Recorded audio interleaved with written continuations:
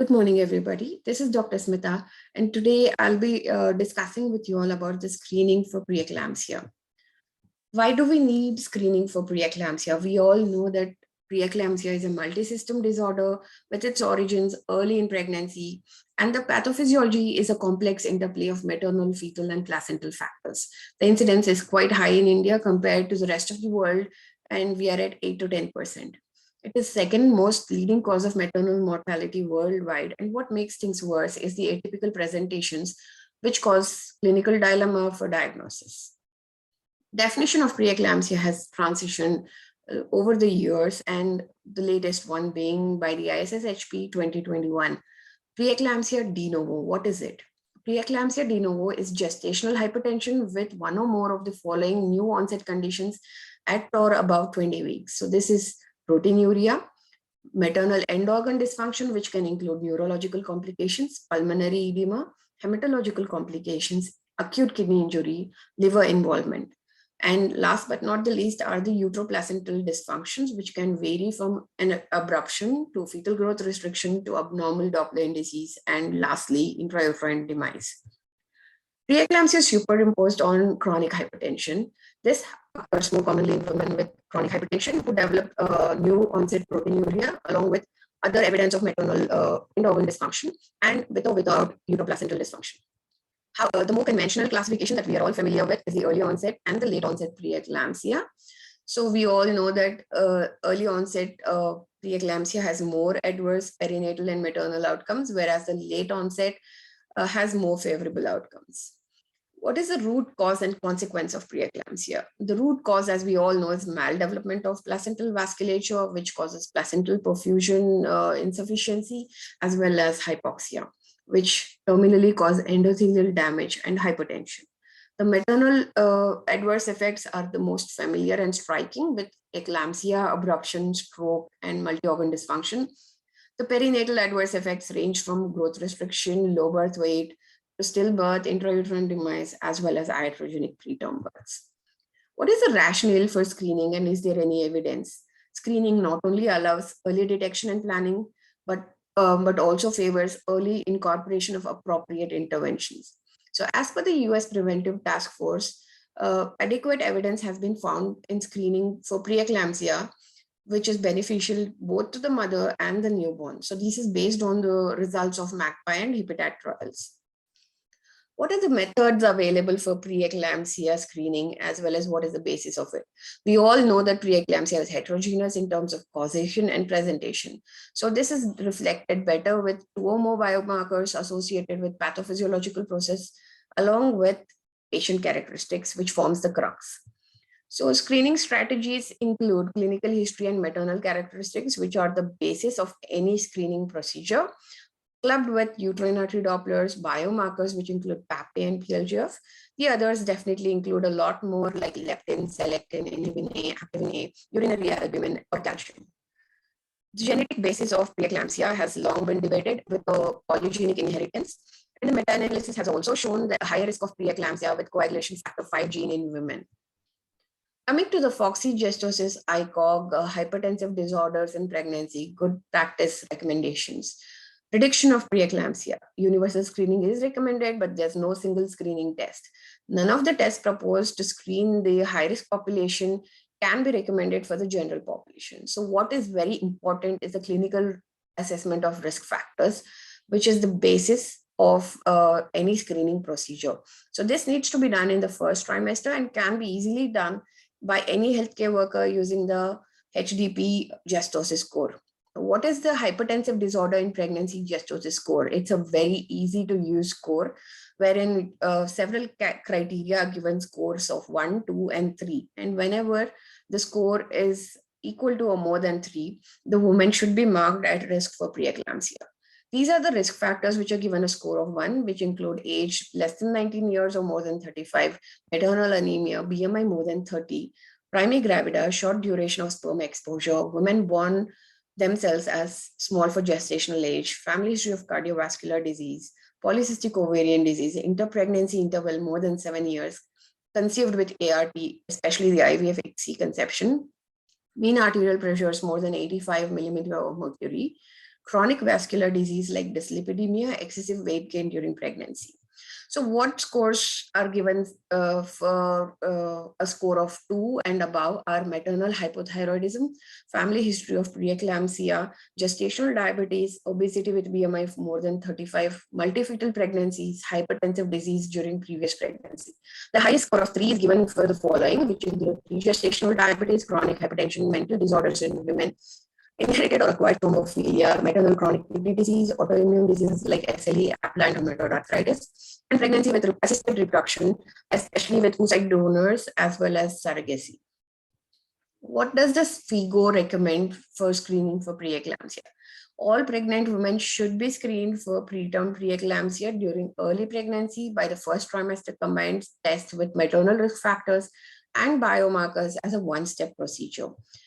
Coming to the combined test for preeclampsia, combination of clinical factors and biomarkers, which include maternal risk factors, the MAP, PLGF, and uterine artery PI. This is a example of the first trimester risk assessment for preeclampsia, which has been devised by the Fetal Medicine Foundation. So this not only integrates the history-based medical history as well as the obstetric history, but also the maternal characteristics as well as the sonological characteristics with the biochemical markers as well. So what do we do when we don't have access to PLGF in uterine artery PI?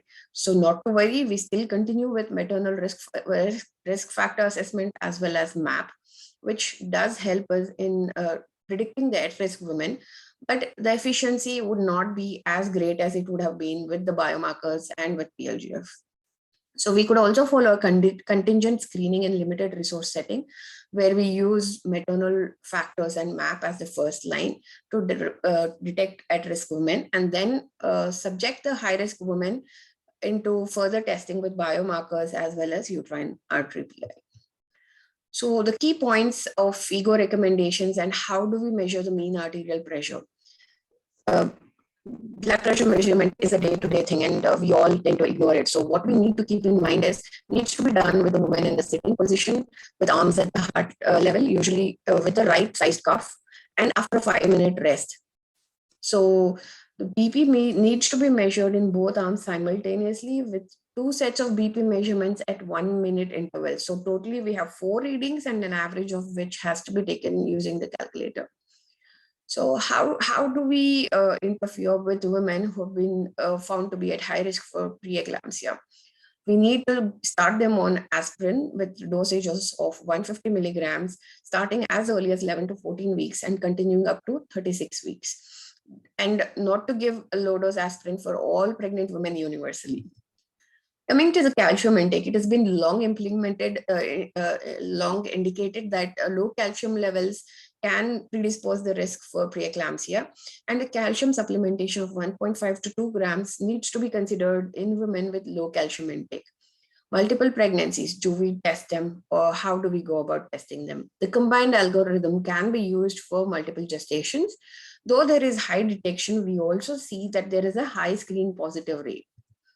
So what does the ACOG and SMFMI say about preeclampsia screening? They support the US Preventive Task Force guidelines on the use of low-dose aspirin to prevent preeclampsia, offer low-dose aspirin in addition to women with more than one risk factor for preeclampsia. According to ACOG and SMFMI, only risk factors obtained from medical history, along with the uterine artery Doppler ultrasound and biochemical markers are not given more significance compared to the maternal history and MAP. This is because there is lack of large prospective cohorts which have been studied, and until the larger studies are incorporated, it is not substantial to conclude the use of biomarkers and the uterine artery PI in universal screening for preeclampsia. So this is a flow chart which has been devised by ACOG and NICE. So basically, the maternal characteristics and clinical history are the background. Where, in addition, if any of the major factors are present, like hypertensive disease in previous pregnancy, chronic kidney disease, autoimmune disease, diabetes, chronic hypertension, multifetal gestation, the woman is deemed as screen positive. or with 2 or more moderate factors like first pregnancy below 19 years of age or more than 40 years, interpregnancy interval more than 5 years, BMI more than 35, family history of preeclampsia, IVF pregnancy, and primary paternity. Then also the woman is deemed as screen positive. Once the woman is deemed as screen positive, what we need to offer is the biomarkers and the integrated risk assessment with the ultrasound markers as well. So what needs to be done, like we discussed earlier, women need to be supplemented with high dose calcium of 1.5 to 2 grams per day, especially if their intake is low, less than 800 mg per day. And women also need to be treated with aspirin, not at 75 milligrams, but at 150 milligrams per day. This is again backed by the proof that platelet insensitivity to aspirin is seen in as high as 40% of the women, especially the ones with a higher BMI. So a dose of 150 mg per day is justified as per the ASPER trial, with ongoing monitoring and surveillance for preeclampsia. Again, we spoke in detail about the blood pressure measurement. So what we need to talk is about proteinuria.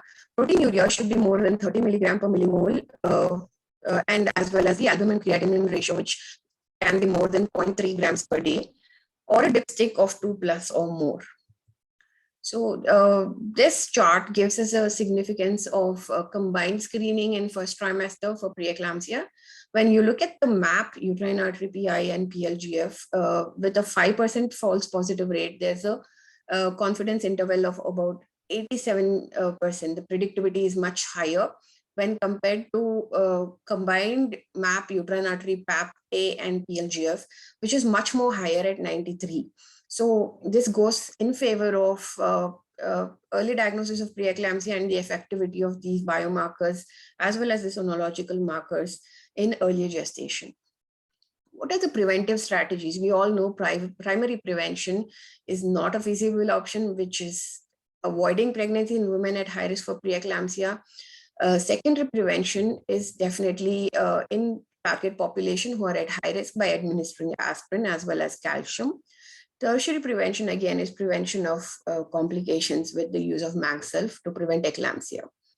Coming to cost effectiveness of screening in preeclampsia, are we being cost effective, or are we being unreasonable using biomarkers? There has been a lot of evidence that there are huge cost savings, especially not only by averting eclampsia, but also by reducing the morbidity on the neonate and the reduction of preterm delivery.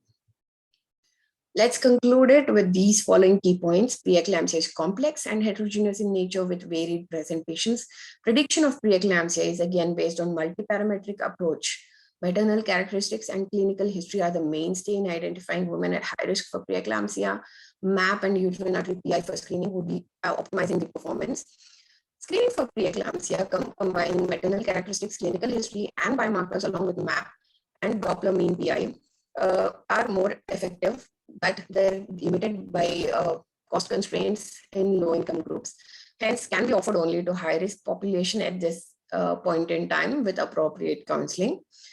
The secondary preventive strategies would be supplementing high-dose calcium 1.5 to 2 grams per day, as well as starting aspirin at the dose of 150 milligram per day as early as 11 to 14 weeks up to 36 weeks. Large multicentric studies are required to identify ideal combination of markers that can be used for routine screening in a low-risk population. Thank you.